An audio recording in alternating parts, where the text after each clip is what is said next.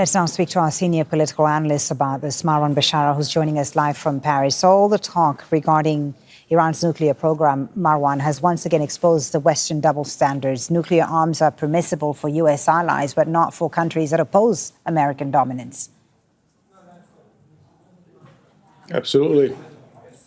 But let's qualify it. It is double standard from your, my, and probably the absolute majority of our viewers, because we look at it morally or ethically, that there is double standard. One standard here, another standard there. But states do not have ethics or morals. They have interests. And especially Western powers, they are big on talking about morals, but they only have one standard, and that's their interest. And when they think their interest is with Israel, that is the one standard they pursue. They don't like the idea that their enemies have nuclear powers. They like their friends to have nuclear powers. So what is your sense of where this is headed now then, Marwan, after what we've heard from President Trump today, saying he's still weighing his option, this coming from a president who campaigned on not getting involved in more wars in this region? Do you see him repeating the same historical errors as his predecessors in Iraq, that they did in Iraq and Afghanistan as well? We are definitely now in the midst of this dilemma to bomb or not to bomb. And I think Trump understands, probably slowly but surely, fortunately before it's too late, that it is complicated.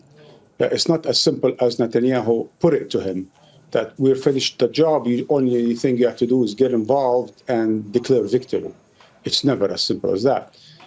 The best case scenario for Trump is that he could bomb the hell out of Iran, even take over Tehran, but then he will announce mission accomplished and get stuck, just like Bush did, get stuck for a decade in Iran.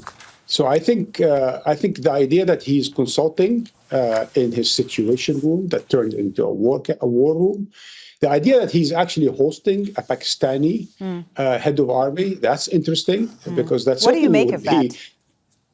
It's a different perspective than he would have from Netanyahu, that's for sure.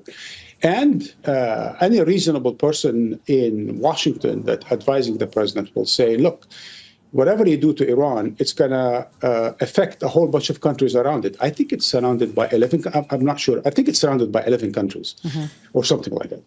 And hence, everyone's going to be affected, including America's allies, such as Pakistan. It's also a nuclear power.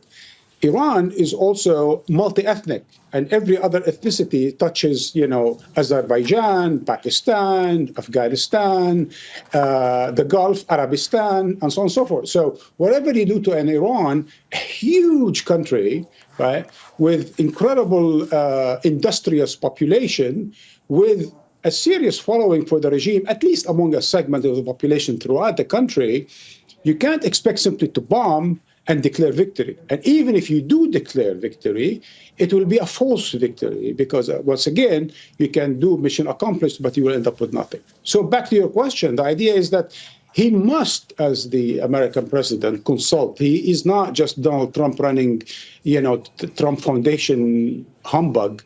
He is the, commander-in-chief of the world superpower. And what he decides affects the American people first and affect the Middle East, in this case, second, of course, Iran. And that will have major repercussions. First of all, since he's so eccentric, to his presidency. Is he going to go down in history like another Bush that he despised so much for getting America into this kind of trouble that cost $3 trillion? Or is he going to rise above it, not listen to Netanyahu, not be manipulated by him, getting dragged into another regional war that he opposed for so long? A great deal of complexities, no doubt. Thank you so much for breaking it down for us. Marwan Bishara, our senior political analyst, live there from Paris. Make sure to subscribe to our channel to get the latest news from Al Jazeera.